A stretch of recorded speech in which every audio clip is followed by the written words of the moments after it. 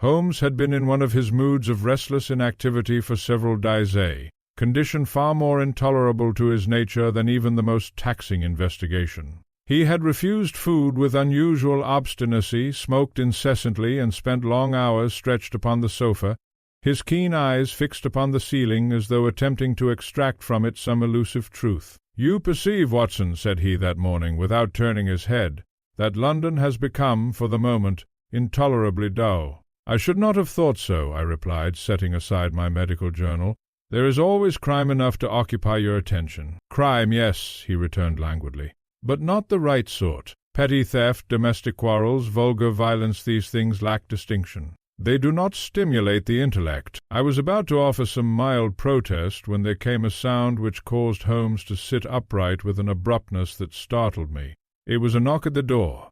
Not remarkable in itself, you will say, but I must insist upon the peculiar character of that knock. It was not loud, nor yet particularly soft, but delivered in a measured sequence, 3 distinct taps, evenly spaced, followed by a pause, and then a single final stroke. Holmes's eyes lit up instantly. "There!" he cried. "Did you observe it?" "I heard it," said I, somewhat puzzled. "But what of it?" "That, my dear Watson," said he, rising to his feet with renewed animation, "is no ordinary summons." Before I could inquire further, Mrs. Hudson entered, her expression one of visible agitation. "A gentleman to see you, Mr. Holmes," said she. "Though I must say, sir, I do not like the look of him."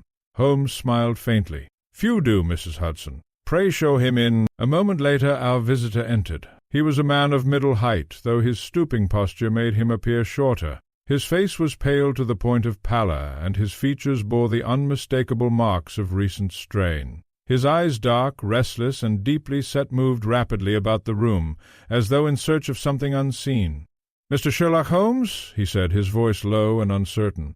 "At your service," Holmes replied. "Pray be seated. This is my friend and colleague, Dr. Watson." The man inclined his head slightly and sank into the chair opposite us. His hands trembled visibly as he removed his gloves. "My name," said he, "is Mr. Percival Dunning." Holmes steepled his fingers and regarded him with interest. "You have come about the knock," said he. Dunning started. "You know of it?" "I know that it has troubled you sufficiently to bring you here at an early hour," Holmes replied, "and that it is no recent occurrence." The man stared at him in astonishment. "That is correct," he said. "It has happened 3 times now." Holmes leaned forward slightly. "At what hour?" Dunning swallowed. "At precisely 3 o'clock in the morning." I confess that I felt a slight chill at these words, though I could not have said why. "And the nature of the knock?" Holmes continued. "Always the same," said Dunning. 3 taps, slow, deliberate, and then, after a pause, a 4th. Holmes's eyes gleamed. "Exactly as we have just heard." "Yes," Dunning said eagerly. "Exactly so. But there is more, far more." "Pray continue." The man hesitated, as though uncertain how best to proceed. "You must understand," he said at last, "that I live alone. My house is situated in Kensington, a quiet street, well removed from the noise of the city. I have few visitors, and none who would call at such an hour." "Quite," Holmes murmured. "The first time I heard the knock," Dunning continued, "I believed it to be some drunken passer-by, or perhaps a servant mistaken in the address. I rose, lit a candle, and went to the door.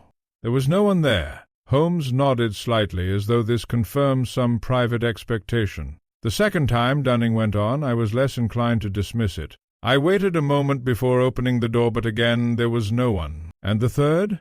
Dunning's face grew paler still. "The third time I did not open the door." Holmes's brows rose. "Indeed? And why was that?" "Because," said Dunning, his voice dropping to a whisper, "I knew who it was." A silence fell upon the room. Holmes did not move. "And who," said he quietly, "did you believe it to be?" Dunning's lips trembled. "A dead man." I could not suppress an exclamation. "My dear sir!" But Holmes raised a hand, his gaze fixed intently upon our visitor. "Explain yourself," said he. Dunning passed a hand across his brow. "A week ago," he said, "my cousin Mr. Lionel Graves was found dead in his study." "Under what circumstances?" Holmes asked. "The door was locked from within," Dunning replied. "The windows secured. There was no sign of violence, no indication of struggle. He sat at his desk as though asleep, yet he was quite dead." "Cause of death?" "The doctors could not agree," said Dunning. "Some said it was the heart, others poison, but none could say with certainty." Holmes's expression grew more intent. "And this Mr. Graves, what was his relation to you?" "My cousin," said Dunning. We were not particularly close, but I was his nearest surviving relative. And his heir? Holmes suggested. Dunning hesitated. Holmes leaned back slightly. Pray continue. Dunning clasped his hands together. On the night following his death, he said, I heard the knock for the first time. 3 taps and then a 4th. And you found no one? No one? And yet you believed. That it was he, Dunning said, his voice shaking. That he had come back. I could not help but feel that our visitor's nerves had been strained to the breaking point. My dear Mr. Dunning, I said, such an idea is not so easily dismissed, Holmes interrupted calmly. I looked at him in surprise. You do not mean to say. I mean, said he, that Mr. Dunning's conclusion, though perhaps expressed in unfortunate terms, is not without significance. Dunning leaned forward eagerly. Then you believe me? I believe, Holmes replied, that something has occurred which demands explanation. Whether that explanation be natural or otherwise remains to be determined. He rose and crossed to the fireplace, where he stood for a moment in thought. You have told us that the knock occurred 3 times, he said. Always at the same hour, always in the same manner. And that on the 3rd occasion you did not open the door. Holmes turned sharply. Then tell me, Mr. Dunning, what happened next. Dunning hesitated. For some time nothing, he said. I remained in my room, scarcely daring to breathe. Then I heard something else. Footsteps. Holmes's eyes narrowed. Inside the house? Yes, Dunning whispered. In the corridor just beyond my door. A chill passed through me. And you are certain? Holmes pressed. Certain, said Dunning. They moved slowly, deliberately toward my room. And then? They stopped, he said, just outside the door. Holmes was very still. And after that? Dunning's voice dropped to a whisper. There came a final sound, he said. What sound? Dunning looked from Holmes to me, his eyes wide with something very like terror. A single knock, he said. From the inside. For a moment no one spoke. Then Holmes gave a short, sharp laugh, not of amusement, but of sudden, keen interest. Excellent, said he. Excellent, I repeated. Indeed, Watson, we have here a problem of the most stimulating character. He turned to Dunning. You have done well to come to me, sir. We shall take up your case at once. Dunning rose to his feet, his expression a mixture of... This audio was created with async.com. At once. Dunning rose to his feet, his expression a mixture of relief and lingering dread. You will help me, he said. Holmes inclined his head. I shall do more than that, said he. I shall explain your dead man's knock. He glanced at me, his eyes alight with that familiar fire. Come, Watson, the game is afoot. And thus began one of the most singular and perplexing investigations of my career, a case in which the boundary between life and death, presence and absence, seemed at times to blur in a manner most unsettling. It is a curious fact which I have had frequent occasion to observe in my association with Mr. Sherlock Holmes, that the smallest and most seemingly trivial circumstances often serve to awaken his keenest interest. The singular nature of Mr. Percival Dunning's account had already sufficed to rouse him from a state of languor, yet it was not until a wholly unrelated matter arose, upon our very departure from Baker Street, that I perceived the full return of his faculties to their accustomed sharpness. We had scarcely quitted our rooms when Holmes paused abruptly upon the pavement, and cast his gaze downward. Stay a moment, Watson, said he. I halted, somewhat puzzled, and followed the direction of his eyes. A newspaper boy had just passed us at speed, leaving behind him a trail of damp footprints upon the stone. What do you observe? Holmes asked. That the boy has been running, I replied. The prints are spaced widely. Holmes smiled faintly. Very good. And what more? I examined them again. The left foot turned slightly outward, I said. Perhaps an old injury. Excellent, Holmes murmured. And his trade? I glanced at the scattered papers. A newspaper vendor, clearly. Holmes shook his head. Not clearly deduced. Observe the ink stains upon the edges of the prints. He has been handling freshly printed sheets. I confess I had overlooked this entirely. Holmes straightened and resumed his walk. You see, Watson, said he, the mind must be kept in constant exercise. Even the most ordinary phenomena may yield instruction. I trust, said I dryly, that the present case will offer something more substantial than the habits of newspaper boys. Holmes's eyes gleamed. My dear Watson, I have every expectation that it will.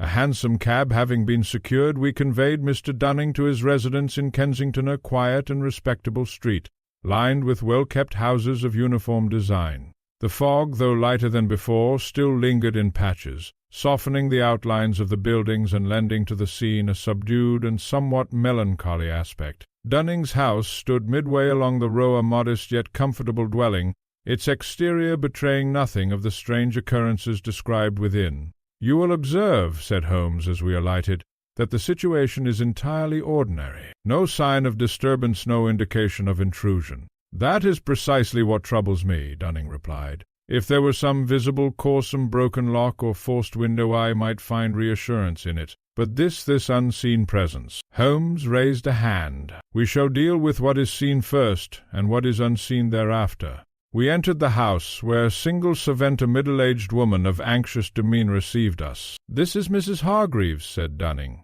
"She has been with me for several years." Holmes inclined his head politely. "You have heard the knock yourself, madam?" he asked. The woman shuddered. "Indeed I have, sir," she said. "It is not natural, if you ask me. At what hour did you hear it?" 3 o'clocks are always at 3. "And did you investigate?" "No, sir," she replied quickly. "I would not go near that door at such an hour, not for any money." Holmes regarded her thoughtfully. "Very good," said he. "You may leave us." She withdrew with evident relief. Holmes turned at once to Dunning. "The door in question," said he. "You will show it to us." Dunning led us down a narrow corridor toward the front of the house. The door stood at the end, a solid structure of dark wood, fitted with a heavy brass knocker. "There," said Dunning. "That is where it comes." Holmes approached it slowly, his eyes fixed upon the surface. "May I?" he said, indicating the knocker. "By all means." Holmes lifted it gently and allowed it to fall. The sound, though perfectly ordinary, seemed to linger in the stillness of the corridor. 3 taps, Holmes murmured, repeating the action in measured sequence. And then a 4th. He bent closer, examining the wood around the knocker with minute attention. "Watson," said he, "you will observe the marks here." I stepped forward. "The brass has worn the surface slightly," I said. "From repeated use." "Yes, but note the pattern," Holmes replied. "The wear is not uniform." I looked more closely. "Indeed, it is deeper at certain points." "Exactly," said Holmes.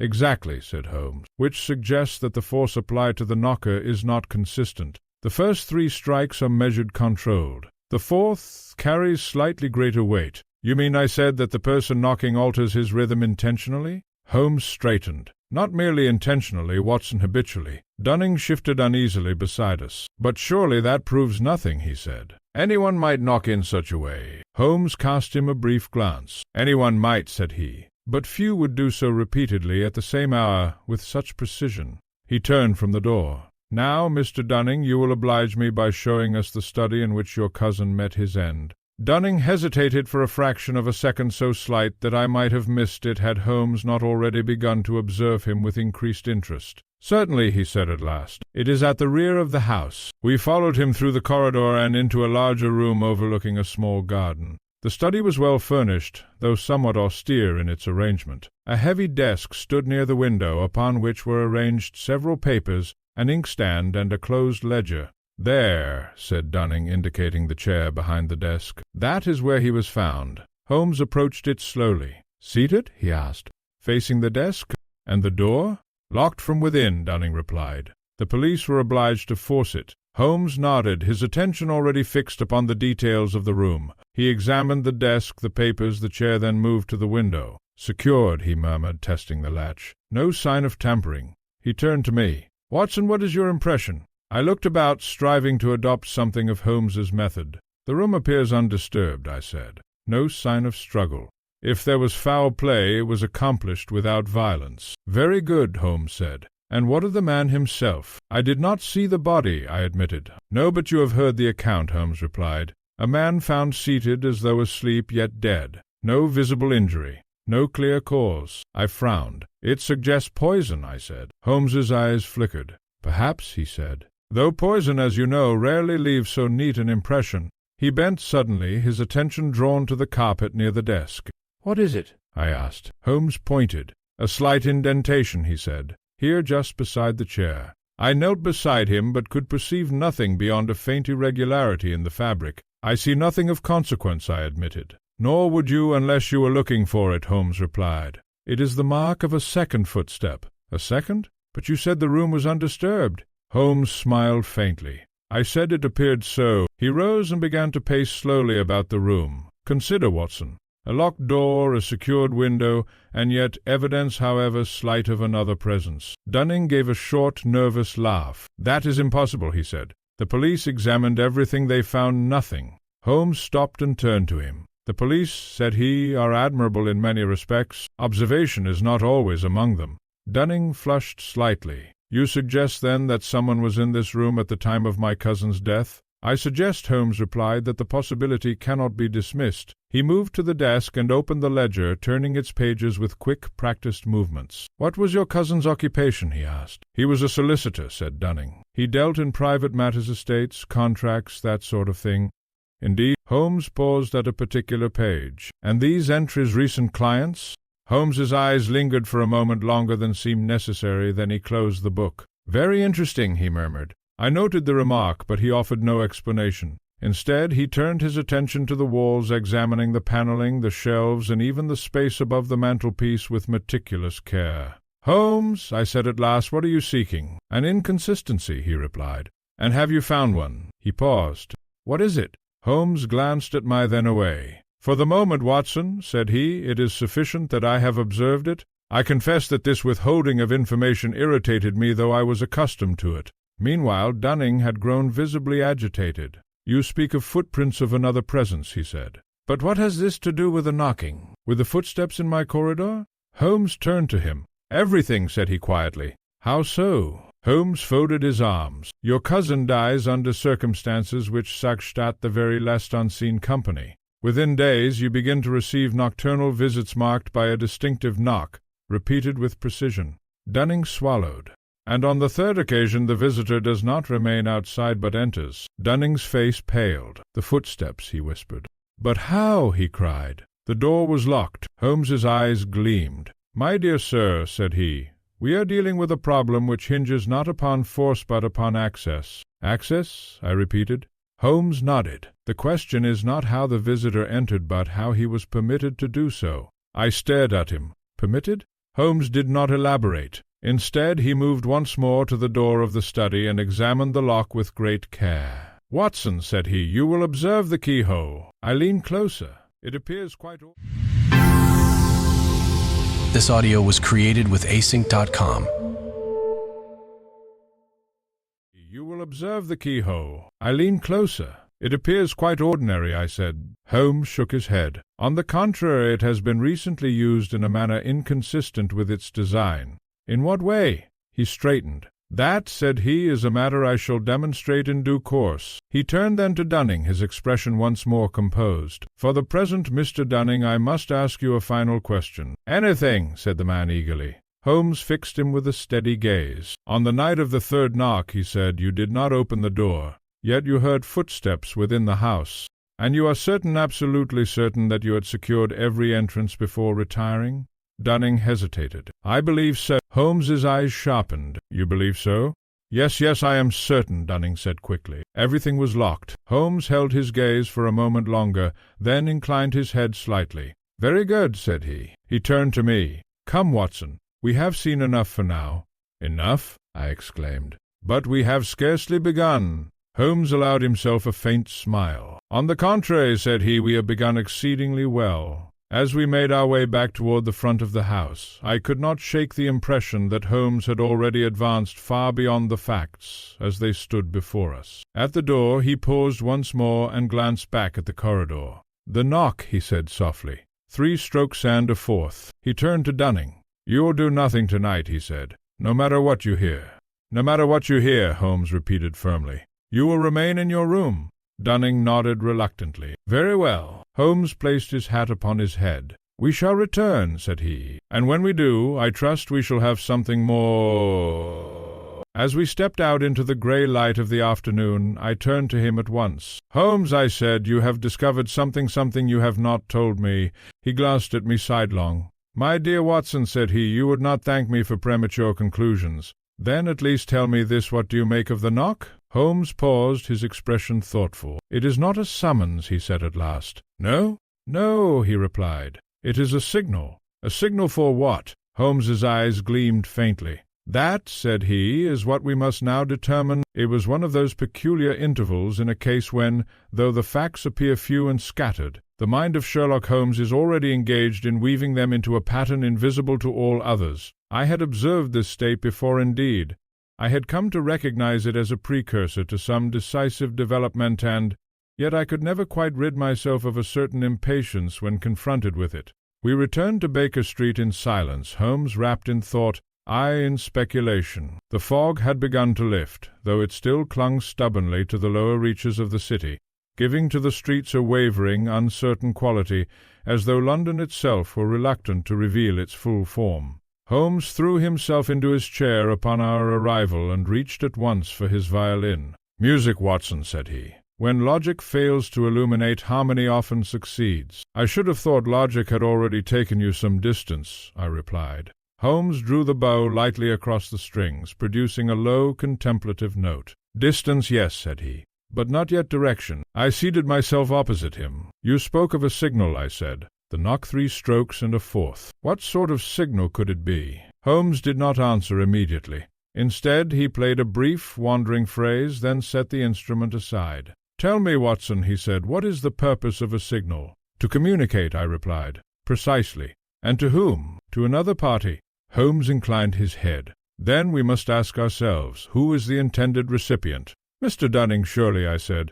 "The knock occurs at his door." Holmes smiled faintly. "Does it?" he said. I stared at him. "You do not believe the knock is meant for him?" "I believe," Holmes replied, "that Mr. Dunning hears it, but that does not necessarily make him its intended audience." I confess this notion struck me as somewhat strained. "But who else could hear it?" I asked. Holmes rose and crossed to the window, gazing out into the street below. "Anyone within range," said he. "A servant, perhaps, a neighbor, or more interesting still, someone within the house itself." "You mean the visitor?" I said. "Possibly," Holmes replied, "or someone who admits him." I started. "Admits him?" But the doors were locked. Holmes turned sharply. "Were they?" he said. "Dunning assured us." "Dunning assured us of many things," Holmes interrupted. "Assurances, my dear Watson, are not evidence." I felt a slight discomfort at this implication. "You suspect him?" I said. Holmes did not answer directly. "I suspect," said he, "that we have not yet seen the full extent of his knowledge." Before I could pursue this line of inquiry, there came a knock at our own door. Holmes's eyes flashed. "Listen," said he. The sound came again firm, deliberate. 3 taps.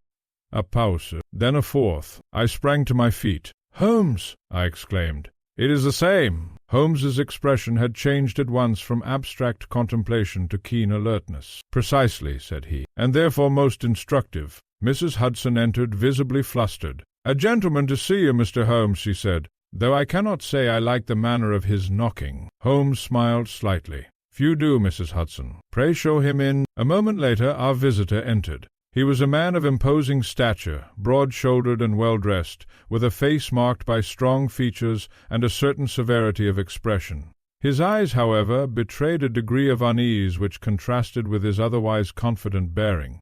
"Mr. Sherlock Holmes?" he said. "At your service," Holmes replied. "Pray be seated." The man inclined his head. "My name is Inspector Gregson of Scotland Yard." I felt a stir of interest, for Gregson was known to us as a capable if somewhat conventional officer. "You have come about Mr. Lionel Graves," said Holmes. Gregson started. "You are already aware of the case?" Holmes gestured lightly. "It has been brought to my attention." Gregson seated himself. "Then you will know that it is a most singular affair," he said. "A locked room, no signs of violence, and a cause of death which cannot be conclusively determined." "And the knocking?" Holmes asked. Gregson frowned. "What knocking?" Holmes steepled his fingers. "It appears that Mr. Graves's cousin has been subjected to a series of nocturnal disturbances," he said. 3 knocks and a 4th. Gregson gave a short laugh. "Superstition," he said. "The man is nervous, perhaps guilty." "Guilty?" I repeated. Gregson shrugged. "He inherits the estate, does he not?" "It would not be the first time that a man has contrived a mystery to conceal a crime." Holmes's eyes flickered. "An interesting hypothesis," said he. "And what evidence have you to support it?" "None as yet," Gregson admitted. "But we have a more immediate concern." He leaned forward. "Another death." Holmes's expression sharpened. "Indeed?" Gregson nodded. "Last night a man found dead in his lodgings in Bloomsbury. Circumstances remarkably similar to those of Graves." "In what respect?" "Seated in a chair, no sign of struggle, no clear cause of death," Gregson replied. "And the door locked from within." I felt a chill. "Another locked room death," I said. "Exactly," Gregson said. "And there is more?" Holmes leaned forward slightly. "Go on." This audio was created with async.com. Gregson hesitated, then continued. "The landlady reports hearing a knock at the door shortly before the body was discovered." Holmes's eyes gleamed. 3 strokes and a fourth? Gregson stared at him. "How did you know?" Holmes smiled faintly. "Because, Inspector, it appears that your superstition is not confined to a single household." A silence followed. Gregson shifted in his chair. "You think there is a connection?" he said. "I am certain of it," Holmes replied. "And the cause?" Holmes rose and crossed to the fireplace, where he stood for a moment in thought. "The cause," said he slowly, "lies not in the knock itself, but in what follows it." "The footsteps," I murmured. Holmes inclined his head. "Precisely. I do not follow," he said. Holmes turned to him. "Inspector, I should like to examine the scene of this second death." "Of course," Gregson replied. "I came here in the hope that you would say as much." Holmes reached for his coat. "Then we shall lose no time," said he. He glanced at me. "Come, Watson, the pattern is beginning to emerge." As we prepared to depart, I could not help but reflect upon the curious symmetry of events. 2 deaths, 2 locked rooms, and now the same ominous knock. Yet it was Holmes's final remark, spoken almost to himself as we descended the stairs, which remained most vividly in my mind.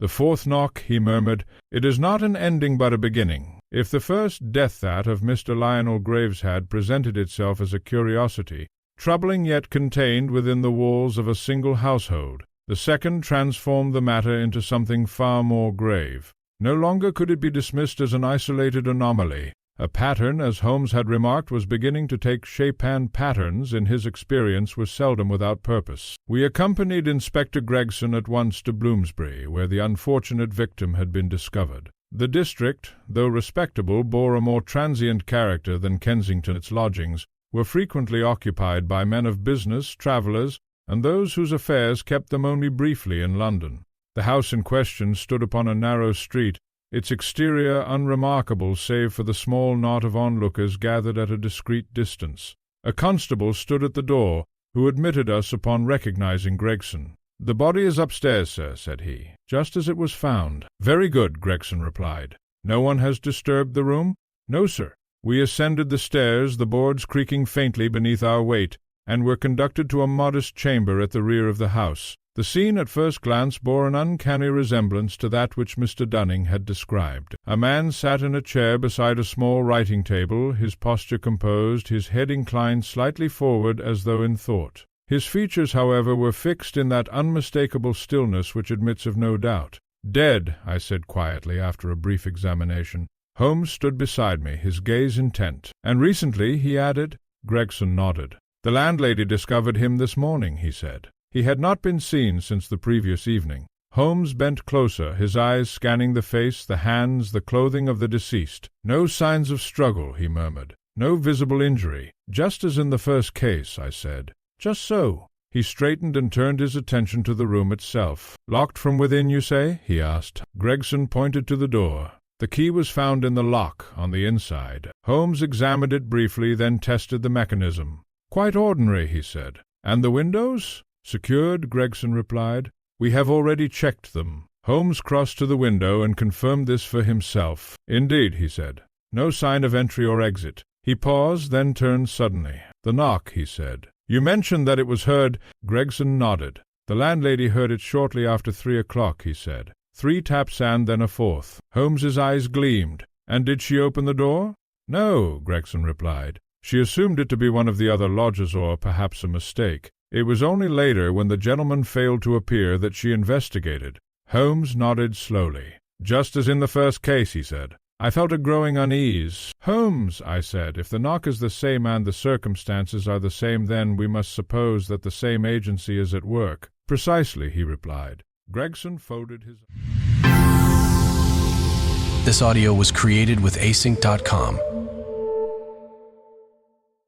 "Agency is at work." "Precisely," he replied. Gregson folded his arms. "But what agency?" he demanded. "No one enters, no one leaves, and yet the man dies." Holmes did not answer immediately. Instead, he moved toward the writing table and examined its contents. "A letter," he said, lifting a folded sheet of paper. unfinished. He glanced at it briefly, then handed it to me.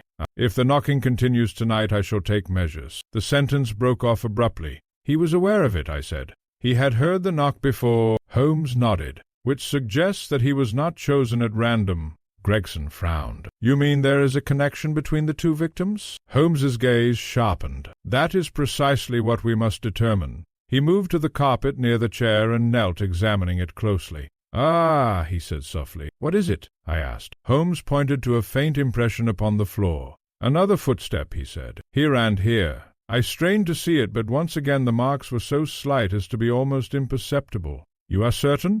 I said. As certain as one may be, Holmes replied. The same pattern as before, a second presence, lightly impressed yet undeniable. Gregson shook his head. I see nothing, he said. Holmes rose. That does not surprise me, he said mildly. He turned then to the door and examined the lock with the same care he had displayed at Dunning's house. Interesting, he murmured. What is it now? I asked. Holmes straightened. The key, said he. It has been turned more than once. Gregson frowned. What of it? Holmes looked at him. If a man locks himself in a room, he said, he turns the key once. Yet here. He gestured toward the lock. We have evidence of repeated use. You suggest someone else used it? Gregson said. I suggest, Holmes replied, that the act of locking and unlocking is central to the method employed. I felt a sudden stir of comprehension. The visitor, I said. He enters and leaves without force. Precisely. But how? Gregson demanded. The door is locked. Holmes smiled faintly. My dear Inspector, a locked door is not always an obstacle. It may, in certain circumstances, be an instrument. Gregson stared at him in frustration. You speak in riddles, Mr. Holmes. Only because the solution lies just beyond the obvious, Holmes replied. He moved once more about the room, his eyes taking in every detail, the arrangement of the furniture, the position of the chair, the angle of the window. At length he stopped. Tell me, he said to Gregson, what do we know of this man? Gregson consulted his notebook.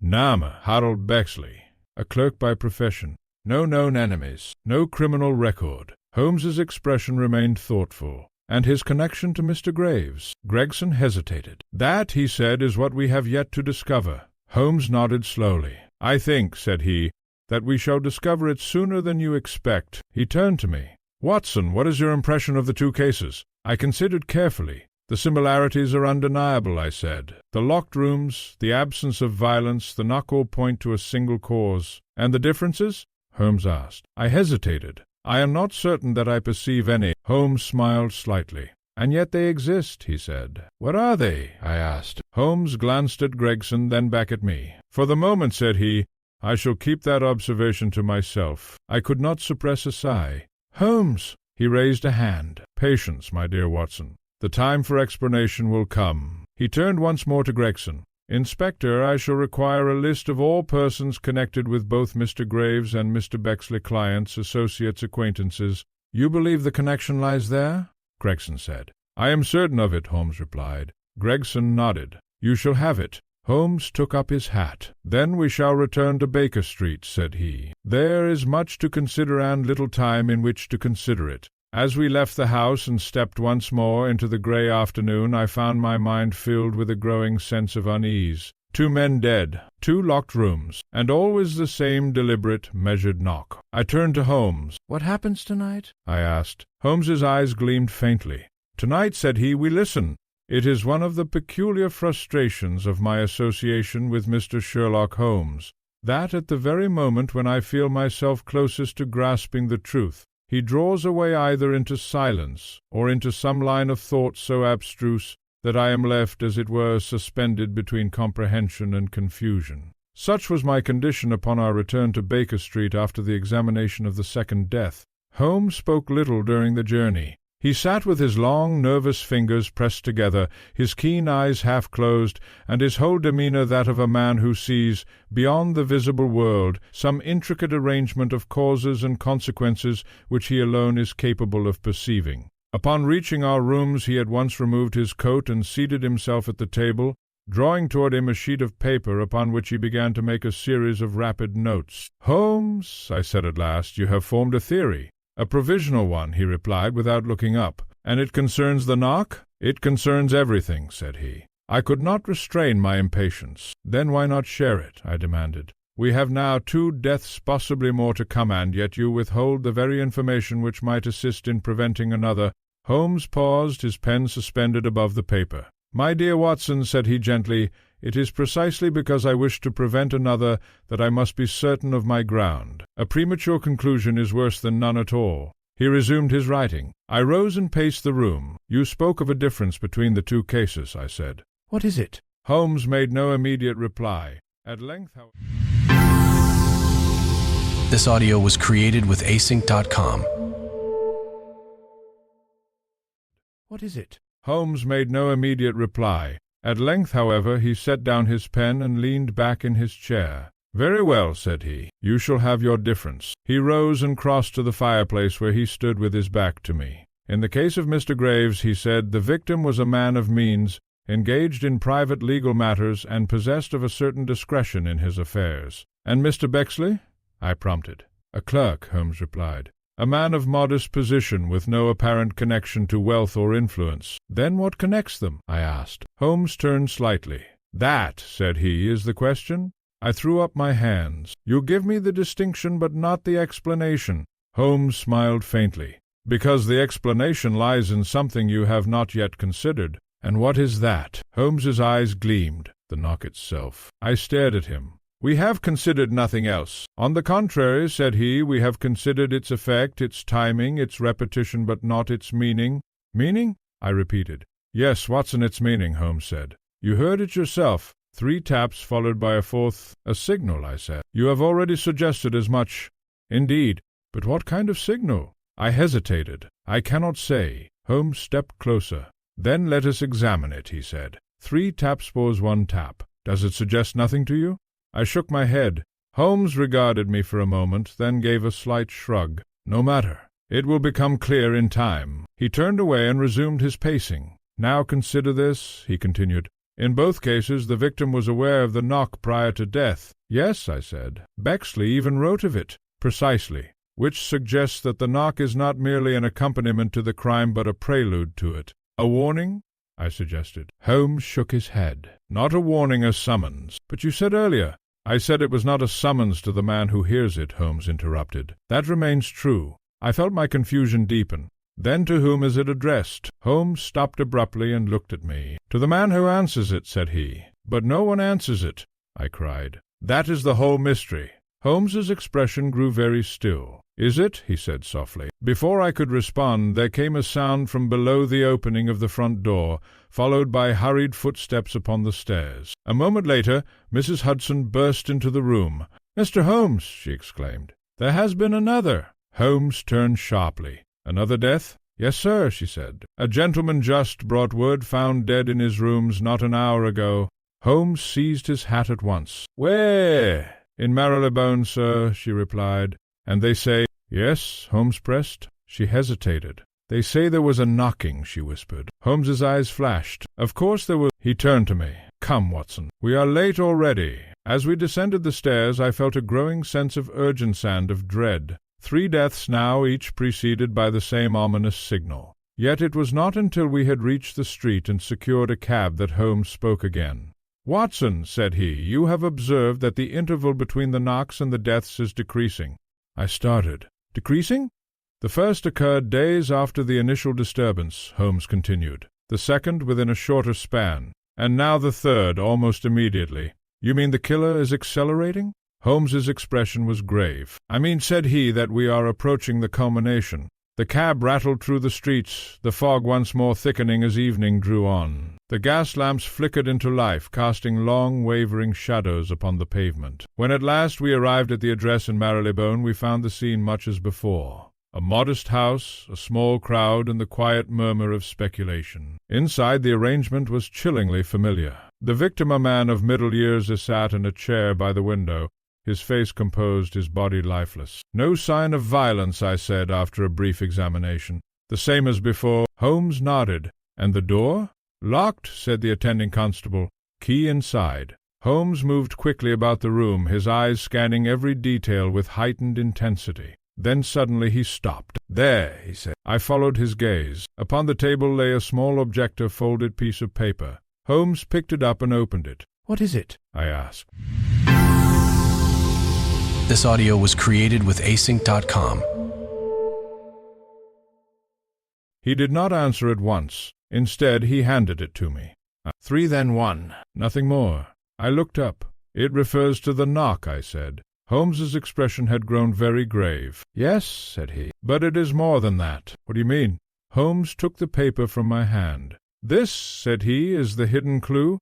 In what sense? Holmes folded the paper carefully. In the sense, he said, that it reveals not only the method but the intent. I stared at him. You understand it? Holmes met my gaze. I understand enough, he said quietly. Enough to know that we have been looking at this case from the wrong direction. What direction should we take? I demanded. Holmes turned toward the door. Backward, said he. Backward? Yes, Watson, he replied. We must cease asking who is being visited and begin asking who is being counted. A chill ran through me. Holmes's eyes gleamed faintly. 3, said he. Then 1. He placed the paper in his pocket. The order matters, he added. I felt a sudden, unsettling clarity begin to form, though I could not yet grasp it fully. Holmes, I said slowly, are you suggesting that the knock is not random but sequential? Holmes gave a slight nod. Precisely. And that the victims are chosen according to some pattern? Just so. But what pattern? I asked. Holmes paused at the threshold and looked back at me. That, said he, is what we must discover before the next knock sounds. There are moments in the course of an investigation when the air itself seems charged with impending revelation, when each fact, however trivial in isolation, presses forward with renewed significance, as though eager to assume its rightful place within a larger design. Such a moment had now arrived. The discovery of the third victim, coupled with the cryptic message 3 then 1, had transformed the case from a perplexing series of events into something far more deliberate and sinister. Holmes, I perceived, had already passed beyond uncertainty. Though he spoke little, there was in his manner that quiet intensity which I had come to associate with imminent understanding. We returned to Baker Street late that evening, the fog once more settling thickly over the city, muffling sound and blurring distance. Holmes said nothing during the journey, nor did he speak as we entered our rooms. Instead, he went directly to the table, lit the lamp, and spread before him several sheets of paper. "Sit down, Watson," said he at last. "We have work to do." I complied at once. Holmes drew a line across the top of the page and wrote 3 names beneath it. Graves, Bexley. "The 3 dead men," he said. "Turner?" I repeated. "The latest victim," Holmes replied. "A shipping agent by profession, as I have just learned from Gregson's notes." "And the connection between them?" I asked. Holmes tapped the paper lightly. "That is what we must establish." He began to write rapidly dates, addresses, fragments of information gathered from each scene. "Consider the sequence," he said. "First Graves, then Bexley, now Turner. 3 men, each dying under identical circumstances, each preceded by the same signal. The knock," I said. 3 taps and a 4th. Holmes paused, then wrote, "3 la 1. He underlined it. "This," said he, "is the key." "In what sense?" I asked. Holmes looked up. "You will observe that the message found at the 3rd scene corresponds precisely to the pattern of the knock." "Yes," I said. 3 then 1. "But why express it in that form?" Holmes continued. "Why not simply refer to the knocking itself?" "Perhaps to emphasize the sequence," I suggested. "Precisely," said Holmes. "And if it is a sequence, then it must relate to something beyond the mere act of knocking." He rose and began to pace. "Let us assume," he said, "that the numbers refer not to the sound but to the victims." I leaned forward. "You man 3 victims, and then a 4th? Holmes turned sharply. "Exactly, Watson." A chill ran through me. "Then there is to be another death." Holmes's expression was grave. "Unless we prevent it." I rose to my feet. "But how are the victims chosen? What links them?" Holmes stopped and faced me. "That is the question upon which everything depends." At that moment there came a knock at the door. Holmes and I exchanged a glance. The sound came again. 3 taps. A pause, then a 4th. For an instant neither of us moved. Then Holmes sprang forward and flung the door open. There stood a messenger boy, breathless from exertion, a folded note in his hand. "For Mr. Holmes," he said. Holmes took it and dismissed him with a coin. He opened the note and read it swiftly. "Well?" I demanded. Holmes handed it to me. It was from Inspector Gregson. "Have obtained preliminary list of connections between the deceased. Suggest immediate meeting." I looked up. "This may be what we need," I said. Holmes nodded. "Indeed. The pattern must lie within their associations." He seized his coat. "Come, Watson. Time presses. We found Gregson at Scotland Yard. surrounded by papers and evidently in a state of considerable agitation. "Mr. Holmes," he exclaimed as we entered, "I have been expecting you. You have the list?" Holmes asked. Gregson nodded and handed him a document. "Names of clients, associates, and acquaintances common to all three men," he said. "It was no easy task, I can tell you." Holmes scanned the list rapidly, his eyes moving with increasing intensity. "Interesting," he murmured. "Very interesting indeed. What do you see?" I asked. Holmes did not answer at once. Instead, he placed the paper upon the table and pointed to several names. "Observe Watson," he said. "Each of these men, Graves, Bexley, Turner, had dealings with a particular legal matter some months ago." "A legal matter?" Gregson said. "What sort?" Holmes tapped the page. "An estate," said he. "A disputed inheritance." This audio was created with async.com. The page. "An estate," said he. "A disputed inheritance." I felt a sudden stir of recognition. "Graves was a solicitor," I said. "He may have handled it." "Precisely," Holmes replied. "Bexley as a clerk may have assisted. Turner, as a shipping agent, may have been involved in the transfer of assets." Gregson leaned forward. "And the heir?" he asked. Holmes looked up slowly. "That," said he, "is the most interesting point of all." He tapped a single name at the bottom of the page. "Percival Dunning." I stared at him. "Dunning? But he is the client, the one who came to us." Holmes's expression was unreadable. "Yes," said he quietly. "The very same." Gregson gave a low whistle. "Then you think—" "I think," Holmes interrupted, "that Mr. Dunning's role in this affair is not what it appears." A cold sensation crept over me. "You suspect him of the murders?" Holmes shook his head. "Not necessarily. But he is at the center of the pattern." He turned back to the list. "Now consider this. 3 men connected to the estate now dead. 3, then 1. The 4th, I said slowly. "The heir." Holmes met my gaze. Gregson sprang to his feet. "Then Dunning is in danger." "Or he wishes us to believe so," Holmes replied. I felt a sudden uncertainty. "Holmes, you do not think he has fabricated the knocking?"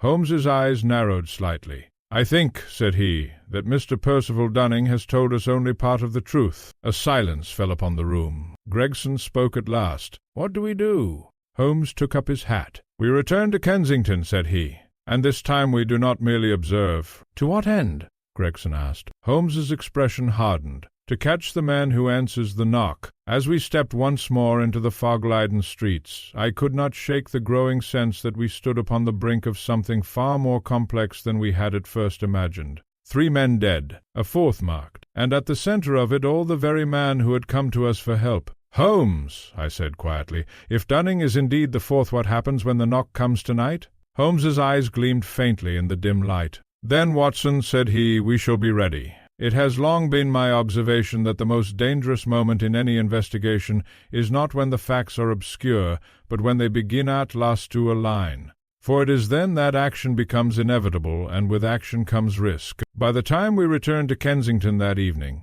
the fog had settled once more with a density which rendered the street lamps little more than pale, wavering halos in the gloom. The hour was not yet late, but the oppressive stillness of the night gave the impression that all London held its breath in anticipation. Holmes walked ahead with rapid, decisive strides, his mind clearly resolved upon a course from which nothing would divert him. Inspector Gregson accompanied us, his practical energy somewhat at odds with Holmes's colder, more calculated intensity. "You are certain he is the 4th?" Gregson asked as we approached the house. Holmes did not slow. "I am certain," said he, "that he stands at the center of the design." "And that the knock will come tonight?" "It has come each night," Holmes replied.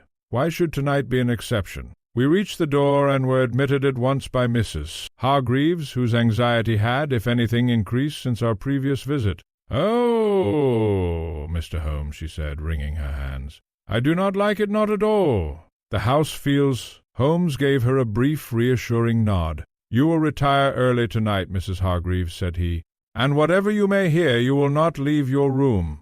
The woman needed no persuasion. She withdrew at once. We found Mr. Percival Dunning in the drawing-room, pacing restlessly. At the sight of us he hurried forward. "Mr. Holmes, you have come—" "As promised," Holmes replied calmly. Dunning's eyes flickered toward Gregson. "You have brought the police?" "Only as a precaution," Holmes said. Dunning gave a strained smile. "I am grateful for it," he said. "I confess I dread the coming of night." Holmes regarded him steadily. "Do you, indeed?" The question, though mildly spoken, seemed to unsettle him. "Of course I do," he said quickly. "After what has happened." Holmes raised a hand. "We shall discuss that shortly," said he. "For the present I must ask you to answer a few questions truthfully and without omission." Dunning hesitated. "I have told you everything," he said. Holmes's eyes sharpened. "No, Mr. Dunning, you have not." A silence fell. Gregson shifted his weight, watching the exchange with interest. "What do you mean?" Dunning said at last. Holmes stepped closer. "You have told us of the knock," said he, "of the footsteps, of your cousin's death, but you have omitted one essential fact." "And what is that?" Holmes's voice dropped slightly. "Your connection to the other victims." Dunning's face drained of color. "I have no connection to them," he said. Holmes's gaze did not waver. "On the contrary," said he, "you are connected to all three through the estate of Lionel Graves." Dunning opened his mouth, then closed it again. "You are aware," Holmes continued, "that Mr. Harold Bexley had assisted in the preparation of certain documents relating to that estate." Dunning said nothing. "And that Mr. Turner was involved in the transfer of assets abroad."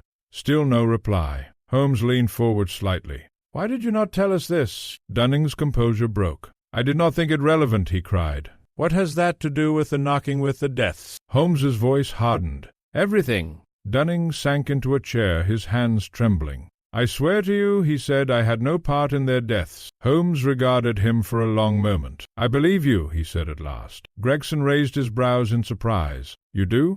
"Yes," Holmes replied. "But your silence has placed you in considerable danger." Dunning looked up. Holmes nodded. "You are the fourth man." A shudder passed through Dunning. "The fourth?" "The pattern is clear," Holmes continued. 3 men connected to the estate have died. 3, then 1.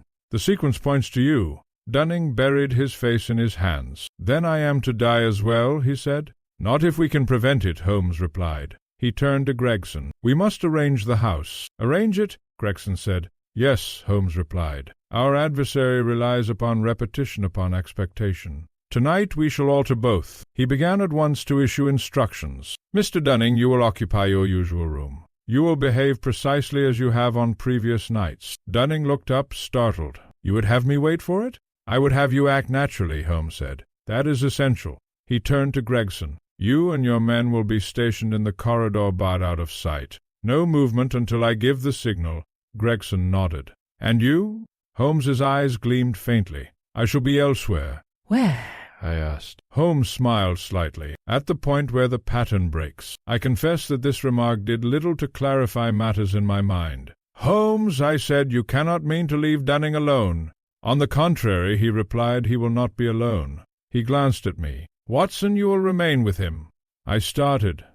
"Your presence will reassure him and provide an additional witness." I nodded, though not without some apprehension. Holmes placed a hand upon my shoulder. "Courage, my dear Watson. We are very near the truth." The hours that followed were among the most tense I have ever experienced. Dunning and I sat in his chamber, the lamp turned low, the silence broken only by the occasional creak of the house and the distant rumble of carriage wheels in the street.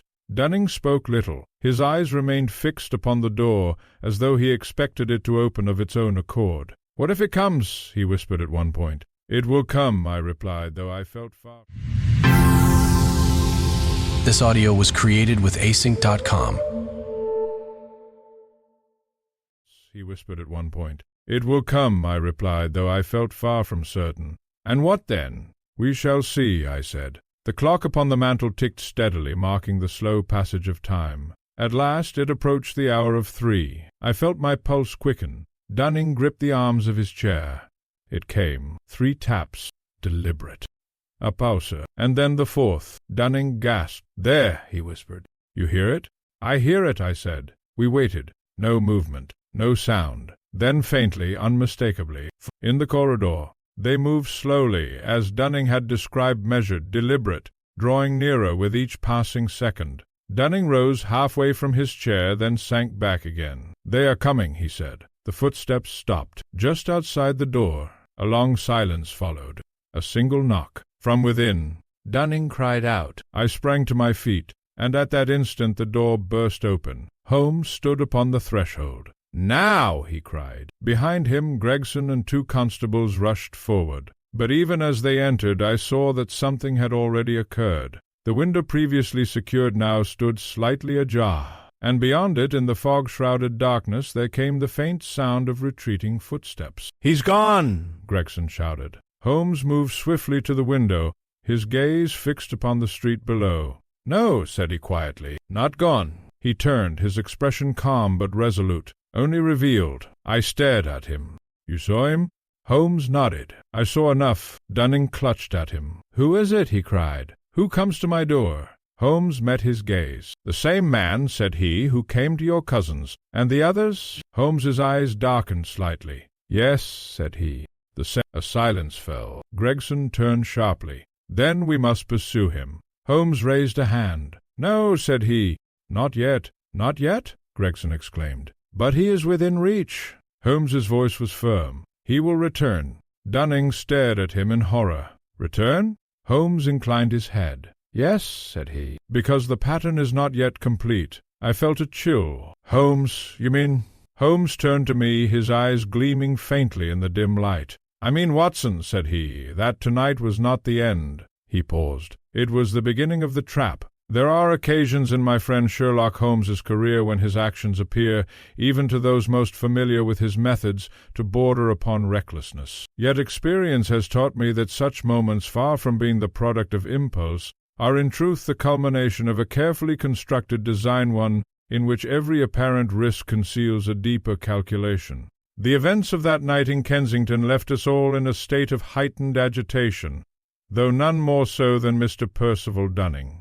The knock had come, the unseen visitor had approached, and though Holmes had intervened at the critical instant, the intruder had once more eluded capture. And yet Holmes was satisfied. I observed it in the set of his shoulders, in the calm precision of his movements, as he closed the window and examined its latch. "You are not disappointed," I said, as Gregson issued orders to his men in the corridor. Holmes glanced at me. "On the contrary, Watson," said he, "I am encouraged." "Encouraged?" I repeated. "The man has escaped." "For the moment," Holmes replied. "But in escaping he has confirmed precisely what I wished to know." "And what is that?" Holmes turned back to the window. "That his method depends upon access, not force." Gregson joined us, his expression one of mingled frustration and curiosity. "We nearly had him," he said. "Another second." "Would have availed us nothing," Holmes interrupted calmly. "You cannot seize a man whose movements you do not yet understand." Gregson frowned. "Then you do understand them?" Holmes allowed himself a faint smile. "I understand enough to predict his next move." Dunning, who had been standing rigidly by the fireplace, now stepped forward. "You said he would return," he said, his voice strained. "You cannot mean to let this continue." Holmes faced him squarely. "I do not let anything continue, Mr. Dunning," said he. "I observe, I deduce, when the moment is right I act. And when will that moment be?" Dunning demanded. Holmes's eyes gleamed faintly. "Tomorrow night." A murmur of surprise passed through us all. "Tomorrow?" Gregson said. "You're certain?" "As certain as one may be in such matters," Holmes replied. "The pattern demands it." I stepped closer. "You mean the sequence 3, then 1? "Precisely," Holmes said. "The first 3 deaths have occurred. The fourth, if our adversary intends to complete his design, must follow." Dunning gave a low cry. "Then I am to serve as bait." Holmes's expression softened slightly. "You are to serve as the center of the operation," he said. "There is a difference." Dunning sank into a chair. "I do not like it," he murmured. Holmes nodded. "Nor do I. But it is necessary." He turned to Gregson. "We must alter our approach." "In what way?" Gregson asked. Holmes moved to the table and drew a rough sketch of the house. "The intruder entered without force," he said. "He departed by the window, but that, I believe, was a contingency, not his primary route." "You think there is another entrance?" I said. Holmes tapped the sketch. "I am certain of it." Gregson leaned over the table. "A hidden passage?" he suggested. "Possibly," Holmes replied, "or a means of manipulating the locks themselves." I recalled Holmes's earlier remark regarding the repeated turning of the key. "You mean he can open the door from the outside without breaking it?" Holmes inclined his head. "Something of that nature." Gregson gave a short laugh. "That would require a most ingenious device." Holmes's eyes flickered. This audio was created with async.com. "Or a most practiced hand." He straightened. "In either case, we must assume that he will attempt the same method again. Our task is to anticipate it." "And stop him," Gregson said. "Precisely." Holmes turned once more to Dunning. "You will retire usual hour. You will lock your door as before. You will respond to the knock in exactly the same manner, that is to say, not at all." Dunning nodded reluctantly. "And you?" he asked. Holmes's expression grew thoughtful. "I shall be within the house," he said, "but not where he expects me." I felt a stir of curiosity. "You intend to conceal yourself?" Holmes smiled slightly. "One might put it so." "And what of us?" Gregson asked. "You and your men will remain outside," Holmes replied. "Outside?" Gregson repeated. "But last night—" "Last night we allowed him to escape," Holmes said calmly. "Tonight we shall ensure that he cannot—" Gregson considered this, then nodded. "Very well." Holmes turned to me. "Watson, you will again remain with Mr. Dunning." I hesitated. "And if the intruder enters?" Holmes's gaze was steady. "You will do nothing," he said. "Nothing?" I exclaimed. "Nothing," Holmes repeated, "until I give the signal." I could not conceal my unease. "You ask a great deal." Holmes placed a hand upon my shoulder. "I ask only what is necessary." The following day passed in a state of quiet preparation. Holmes spent the greater part of it in Kensington, examining every inch of the house with meticulous care. He removed sections of paneling, tested locks, and measured distances with a precision which would have done credit to an engineer. I accompanied him for part of this work, though I confess that much of it lay beyond my understanding. "You are searching for the entrance," I said at one point. "I am confirming it," Holmes replied. "And have you found it?" He glanced at me with a faint smile. "I have found something better." "And that is?" Holmes returned to his task, a means of closing it. He would say no more. By evening all was in readiness. Gregson had stationed his men at strategic points outside the house, ensuring that no one might approach or depart unseen. Within, Holmes had made certain alterations subtle, yet, as he assured me, decisive. "You will remember," he said to me as we took our positions, "that the success of the plan depends upon silence." "I shall be silent," I replied. "And still—" "That may prove more difficult," I admitted. Holmes smiled faintly. "Do your best." Once more I found myself seated in Dunning's chamber, the atmosphere thick with anticipation. The events of the previous night had left their mark upon him. His hands trembled visibly, and his eyes darted frequently toward the door. "It will come," he whispered. "Yes," I said, "it will come." The clock struck 2, then 3:30, then 2:45. Each passing minute seemed to stretch into an eternity. At last the hour. 3 o'clock. The silence deepened. The knock. 3 taps, measured, deliberate. A pause, and then the 4th. Dunning closed his eyes. "There it is," he murmured. We waited. The footsteps came just as before, slow, steady, approaching along the corridor. They stopped outside the door. A long pause.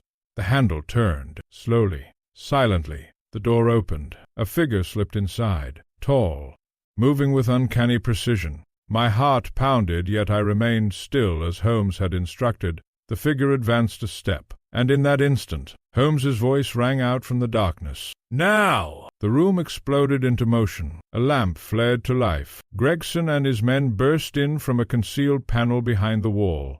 The intruder spun, attempting to retreat, but the door behind him had already been secured. He was trapped. For a moment he stood motionless, then slowly, deliberately, he raised his hands. Holmes stepped forward into the light. "At last," said he quietly, "the man who answers the knock." The intruder's face, pale and composed, came into view, and in that moment I realized with a shock that I shall never forget, that I had seen him before. It is one thing to anticipate the capture of a criminal, and quite another to stand face to face with him at the very instant when his carefully constructed design collapses about him. I have seen many such moments in the company of Sherlock Holmes, yet few have equaled in their strange intensity that which now unfolded before us in the dimly lit chamber of Mr. Percival Dunning. The intruder stood motionless, his hands raised, his tall frame outlined starkly against the sudden glow of the lamp. His features, now plainly visible, bore the unmistakable stamp of intelligence, yet there was in them also a cold reserve,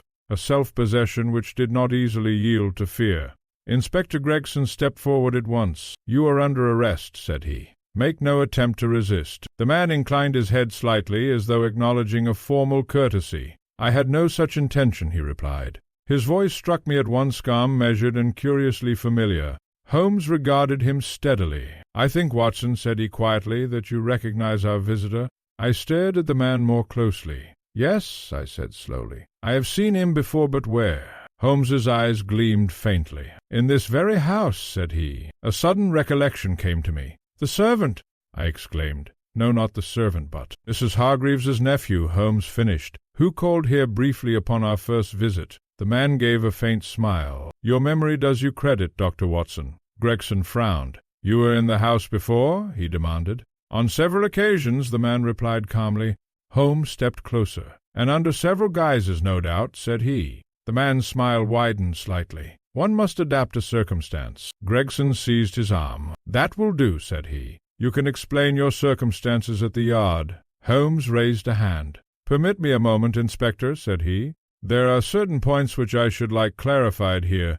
Gregson hesitated, then released his grip slightly. Very well, but be quick. Holmes turned back to the intruder. Your name, said he. The man met his gaze. Edward Lascelles, he replied. Holmes inclined his head. An assumed name, I think. Perhaps, Lascelles said lightly.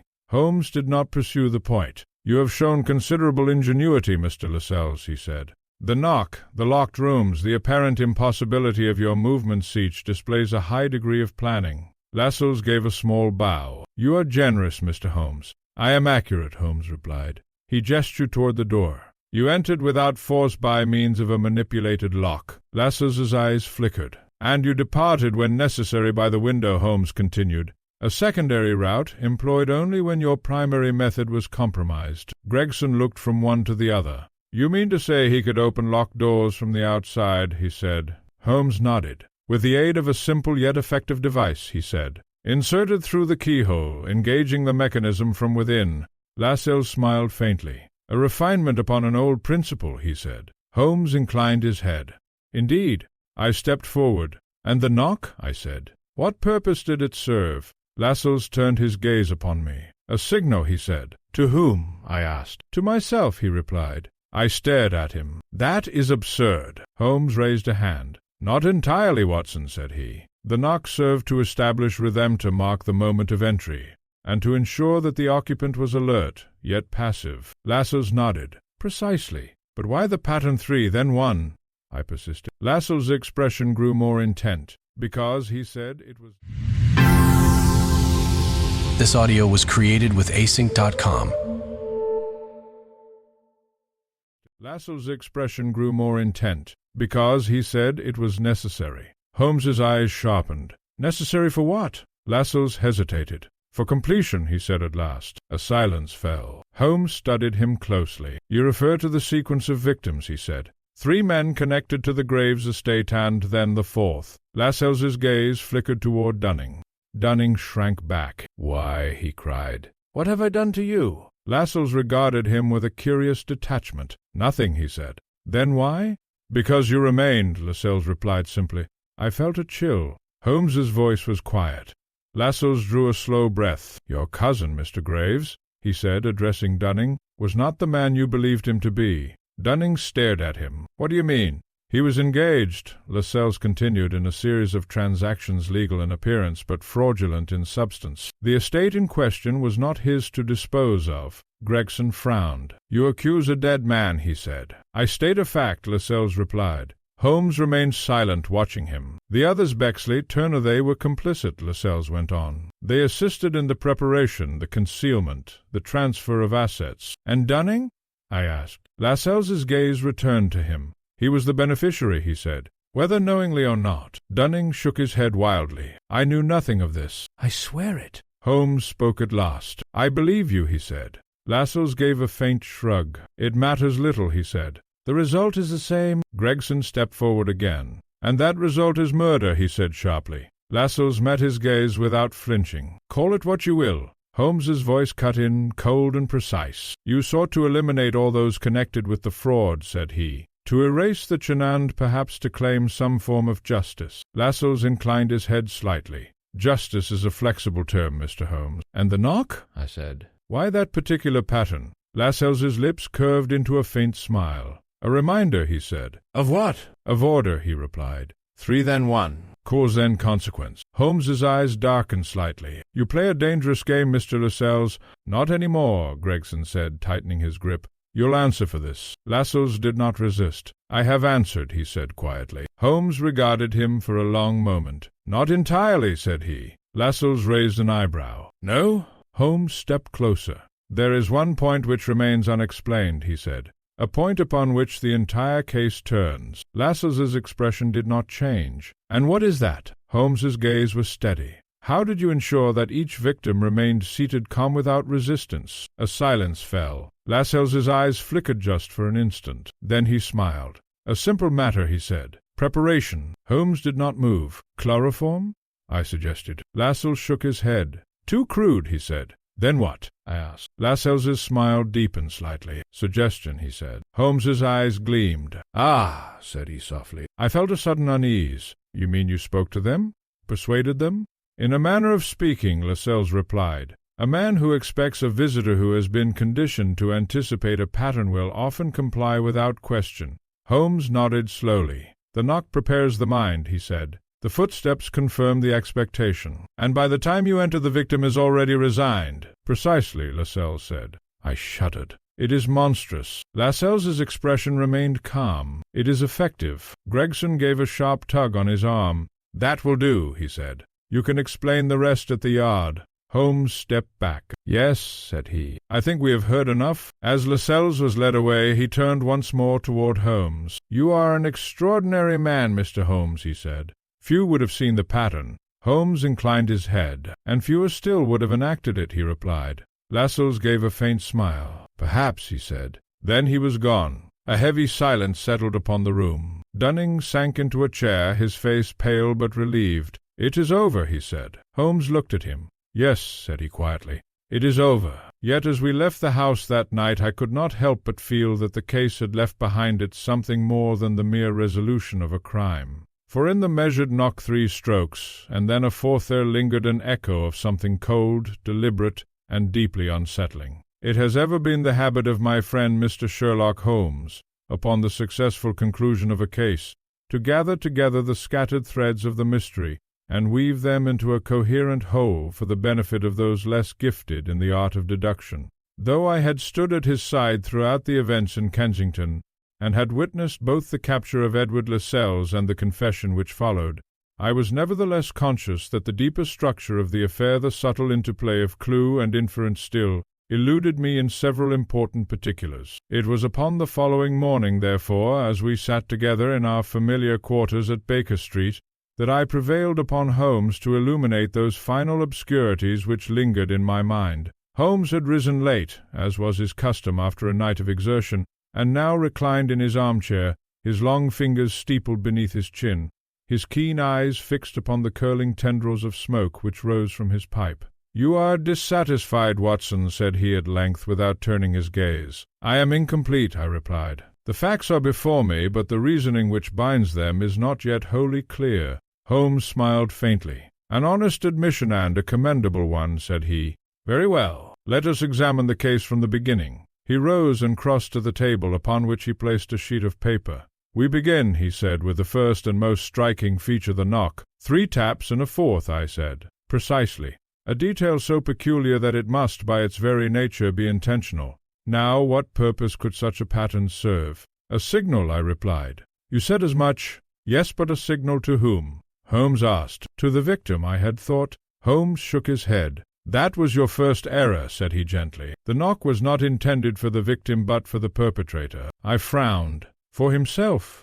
It served as a form of timing a ritual which ensured consistency in his actions. Holmes took up a pencil and tapped it 3 times upon the table, then once more after a pause. "You will observe," he continued, "that such a pattern imposes order. It divides the act into stages: preparation, approach, execution." "And the victims?" I asked. "Why did they not resist?" Holmes's expression grew thoughtful. "Because they had been prepared in advance," said he. "Not by force but by suggestion." "You refer to Lascelles's explanation?"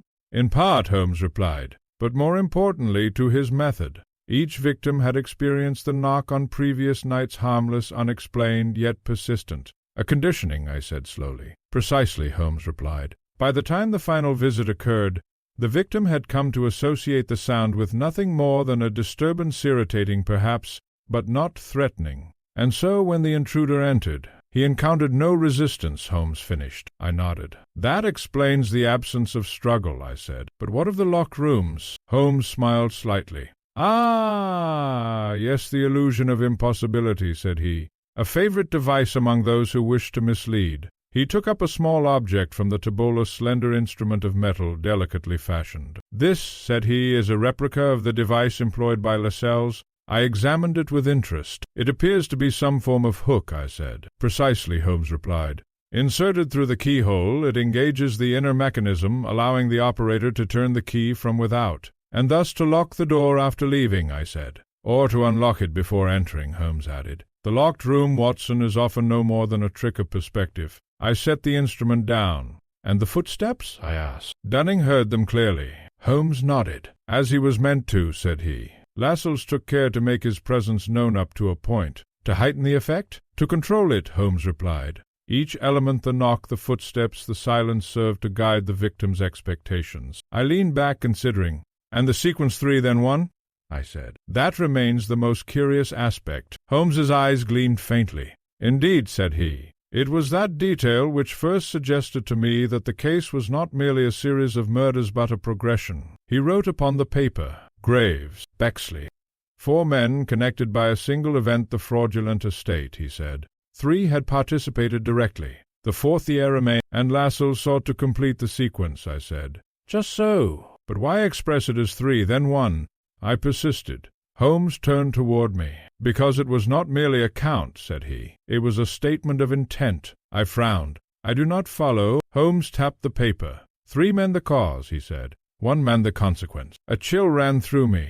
You meant Dunning was to suffer for the actions of the others? Exactly, Holmes replied. In Lascelles's mind, justice required completion. The chain could not be left unfinished. I was silent for a moment. And how did you come to suspect Dunning himself? I asked. Holmes smiled slightly. Because he omitted what he knew, said he. From the outset he concealed his connection to the other victims. That omission was not the act of a guilty man but of a frightened one. You believed him innocent? I believed him ignorant, Holmes corrected. Which is not the same thing, but in this case it was sufficient. I nodded. And the servant, the nephew? I said. How did you identify him? Holmes returned to his chair. By his manner, said he. A man who moves too quietly, observes too closely, and appears too seldom is seldom what he seems. You suspected him from the beginning? From our first visit, Holmes replied. But suspicion is not proof, and so you set the trap. Holmes inclined his head. By allowing him to believe that his method remained undetected, we ensured that he would repeat it, and thus reveal himself, I said. Precisely. I sat in silence for a moment, reflecting upon the chain of reasoning. It is extraordinary, I said at last, that such a simple pattern a mere... This audio was created with async.com. It is extraordinary, I said at last, that such a simple pattern, a mere sequence of knocks, should conceal so elaborate a design. Holmes's expression softened slightly. There is nothing so deceptive as simplicity, Watson, said he.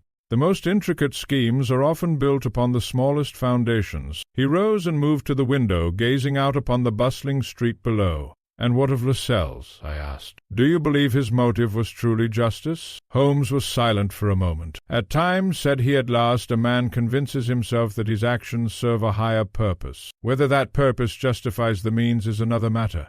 And your view? I said. Holmes turned slightly. My view, said he, is that the law exists to prevent such questions from being answered by individuals. He paused. And yet, he added quietly, one cannot help but observe that the line between justice and vengeance is, at times, exceedingly thin. I followed his gaze out into the street. The fog had lifted at last, revealing the full activity of London, the carriages, the pedestrians, the ceaseless movement of life. It is over, I said. Yes, Holmes replied. But even as he spoke, I found my thoughts returning to that peculiar measured sound. 3 taps.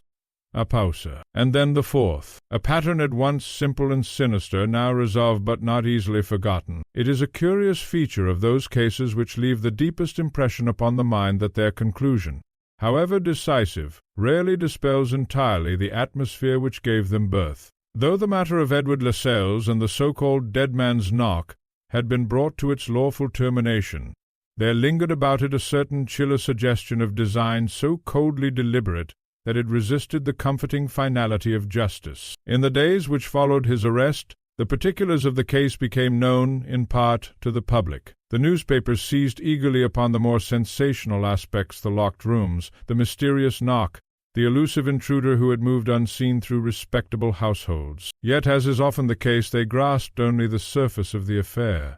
The deeper motives, the intricate chain of reasoning which had guided Holmes to his conclusion, remained, for the most part, unrecorded. It was at Holmes's own request that I delayed committing the full account to paper. "Not yet, Watson," he had said. "Time lends perspective, and in matters of this sort perspective is everything." I therefore contented myself with observing, and with reflecting upon those elements of the case which had most struck me. One such reflection concerned Mr. Percival Dunning. We visited him some days after the events in Kensington, finding him much recovered in spirits, though still bearing the marks of his recent ordeal. The house itself seemed altered not in its structure, but in its atmosphere. The oppressive tension which had once pervaded it had lifted, leaving behind a quieter, more subdued air. "You have saved my life, Mr. Holmes," Dunning said with evident sincerity. "I shall never forget it." Holmes waved the remark aside. "You would do better," said he, "to remember the circumstances which placed it in jeopardy." Dunning colored slightly. "I have considered them closely," he said, "and I confess I find it difficult to reconcile what I have learned with my previous understanding of my cousin's affairs." Holmes regarded him steadily. "Your cousin, Mr. Graves, was not an uncommon type," said he. "A man who believes himself clever enough to manipulate the law without consequence. Such men often forget that others may observe and remember." Dunning nodded slowly. "And Lascelles?" he asked. "Do you believe he acted alone?" Holmes paused. "In the execution of the crimes, yes," said he. "But his motives were not formed in isolation. They were shaped by what he had seen and what he believed himself entitled to correct." Dunning shuddered slightly. "A terrible notion," he said. "Not so uncommon as you might suppose," Holmes replied. We took our leave shortly thereafter, Dunning expressing once more his gratitude, and I could not help but feel that the experience had left its mark upon him in ways not easily measured. It was some weeks later, upon a quiet evening at Baker Street, that the subject arose once more between Holmes and myself. The fire burned low in the grate, and the familiar comforts of our rooms seemed to stand in gentle contrast to the darker memories of the case. Holmes sat in his armchair, his violin resting across his knees, while I occupied my customary seat with a notebook in hand. "You have been writing of it," Holmes observed, without looking up. "I have been considering it," I replied. "There are aspects which I find difficult to reconcile." Holmes drew the bow lightly across the strings, producing a soft, reflective note. "Such as?" he said. "The method, for one," I said. "That a man might, by means of repetition and suggestion alone, reduce his victims to such passivity it is deeply unsettling." Holmes inclined his head. "The human mind, Watson, is remarkably susceptible to patterns," said he. "Given sufficient repetition, even the most unusual stimulus may come to be accepted as ordinary." "And thus ignored," I said. "Precisely."